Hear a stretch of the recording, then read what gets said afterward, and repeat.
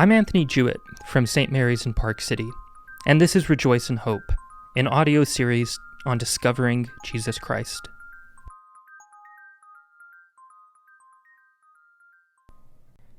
The Catholic Church has a rich history filled with a treasure that's widely talked about but rarely looked into carefully.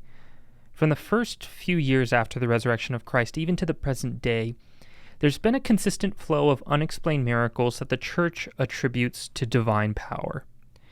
We've already talked about Our Lady of Fatima and the miracle of the sun, as well as the weeping statue of Mary at Akita in Japan. There are others like the miracle of Lanciano, where an individual host turned into bleeding human heart tissue, the healing water that flows at the site of the apparition of Our Lady at Lourdes, the blood of St. Januarius that liquefies on certain days of the year,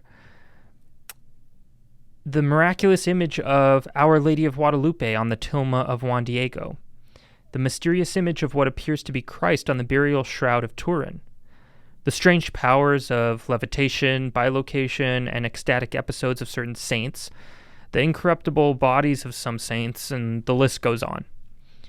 I'd like to go in depth about some of these miracles in the future, but the point I want to make here is that these are phenomena that are widely recognized among the public, including those who are not Christian, but they have no scientific explanation. It can be frustrating as faithful Catholics who choose to believe some or all of these miracles that the default position is, oh, there's a natural explanation for these things out there somewhere, I just don't know it yet. Therefore, these events aren't worth thinking about. We often hear this argument and this dependence on unknown scientific explanations from atheists and non-believers, and we focused on that in our last episode. But I've mentioned before that there was a shift, even within Christianity, during the age of the Enlightenment, to be more rational and scientific in our approach to theology. But humans are very bad at moderation. We threw out our previous acceptance of mystery in order to try to find a scientific explanation for everything unexplainable. Especially in the 19th and 20th centuries, you even had faithful Christians try this approach. If God has given us science and the historical critical method as tools to understand the world around us, how could he possibly act against the natural world through miracles? The real danger in trying to find simple scientific explanations to all of our beliefs is that it subtly undermines the very foundation of Christianity, and it doesn't even hold up to logical objections. So in our last episode, we focused on the proposed explanations for the resurrection from non-believers. Now we're going to look at the scientistic theories about the resurrection from actual believers. Just to be clear, scientistic refers to the idea of scientism. And scientism is a complete and oftentimes over-dependence on science and the natural world to explain all things. The common thesis of Christians who do not believe in a literal resurrection is that God did not allow the resurrection because it simply is not possible. He doesn't overrule the law of cause and effect found in nature. Miracles are seen as superstitious, and they take away from the validity of Christianity in the global marketplace of ideas. So it's just better if we don't have them, quite frankly. The scientistic Christians prefer a metaphorical view of Christ's life rather than a literal one. And they'll claim that Jesus didn't literally resurrect. So what we refer to as the resurrection to them was actually just the meaning of his death and why he died. So he died for us and for the sins of mankind. They accept that. And therefore, we can use his sacrifice for us as the good news. Also, Jesus is referred to as the Word in the Gospel of John. So this theory proposes that the Word remains alive and quote-unquote resurrected in Christ's teachings found in the Gospels passed on by the apostles. This theory also claims that it doesn't actually matter if there was a literal resurrection. Either way, the Christian belief that God is love and that God is revealed through the person of Jesus Christ, it remains intact in the teachings of Christianity. And to these scientistic Christians, it's far better if we can rid ourselves of the pesky confusion of an unexplained miraculous event like the resurrection. But this theory fails to realize that Christ being put to death permanently would mean that the actions of man, namely those men who put him to death, have overpowered the love of God. Clearly, there are fundamental flaws to this theory, but we have to be fair and acknowledge what is admirable about it. The scientistic Christians who propose this theory understand that the message and the teachings shared by Christ during his public ministry were particularly powerful. And unlike non-believers, they don't completely throw away the meaning of the resurrection simply because it doesn't make sense to us. They also view the resurrection as something monumental. It wasn't a simple historical event like any other that could be proven and therefore added to the list as just another historical event. So, what is the problem with the theory that the resurrection is metaphorical and not literal? Well, it distorts and corrupts the truth of the kerygma. So just as a reminder, the kerygma is what appears to be that creed that Paul recites in his second letter to the Corinthians that we've covered in the past. And since the kerygma is the truth, and we can defend it with rational evidence, clearly this theory is missing something.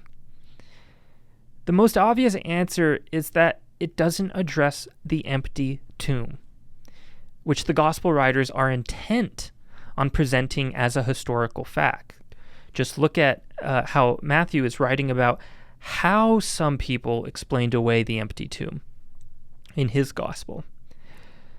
This theory also assigns authority to modern interpretation rather than trusting the people who were there to experience the resurrection firsthand. The claims of the apostles, through whom the church survived, and through whom this theory claimed Jesus lived on through, are rejected only because it is inconvenient to our admittedly limited understanding of the world in the modern age. It also rejects the creedal formula of Paul's kerygma, which again had been recited by the Christians 2 decades after Jesus' death at the latest. Also, how does this theory of a metaphorical resurrection lend itself to the momentous and life-changing effects of the resurrection when it is no different from a teacher or an artist whose work and reputation lives on after their death? In this case, Jesus is no different from any other popular historical figure. And the stories of the disciples don't match up with how we would expect them to speak of the resurrected Christ. Christ returns in his human form, recognizable as the same man who they experienced before his death, but whose identity is now different in some way and mysterious, as we see through the disciples at Emmaus and Mary Magdalene not recognizing him immediately. The disciples were also devout Jews who were knowledgeable of apocalyptic literature, and the belief that the Messiah would be a publicly glorified figure who would lead the Jews into a new age after defeating the Romans. But the Christian story of Christ was completely different and totally unexpected. It simply didn't line up with how Jesus should have been depicted as the Messiah. Most importantly, why did the disciples have a sudden and very public shift from timidity to courage? Something phenomenal must have happened in order for this to occur. They all witnessed, or at least knew of his brutal death, which was an embarrassing defeat for their claims about him and for their movement. But all of a sudden, their tone shifts to one of righteous victory that they go to their deaths defending. Ultimately, the theory of a metaphorical resurrection fails because it relies too heavily on one's own philosophical presuppositions. It wrongfully assumes that since God does not seem to be in the material world, he will not act through the material world. But if that's the case, Jesus was not God, and the entire New Testament falls apart, and so does Christianity. In our last few episodes, I wanted to clarify some things about the foundation of our Christian faith, the resurrection, before moving into the life of Christ. But I wanted to leave our discourse on the resurrection with some final notes. First, the death and resurrection of Christ are historically inseparable. Second, his resurrection was physical, real, and it brought the entire world into a new age. In the resurrection, we now know the fullness of humanity.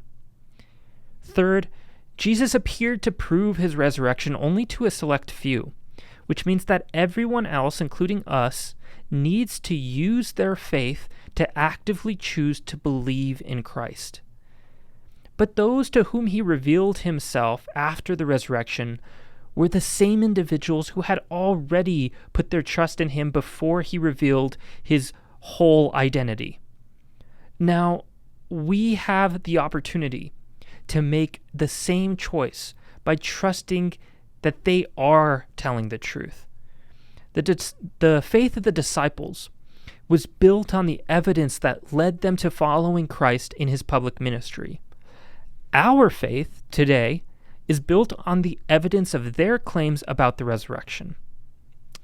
And finally, the empty tomb is the best piece of evidence for the resurrection. Not simply because it reveals that Christ is no longer buried, but it also reveals that God values the material world. He didn't destroy it, he transformed it. We can expect the exact same thing to happen at the end of time. The resurrection was real. It was physical. And through the resurrection, Christ transformed the material world.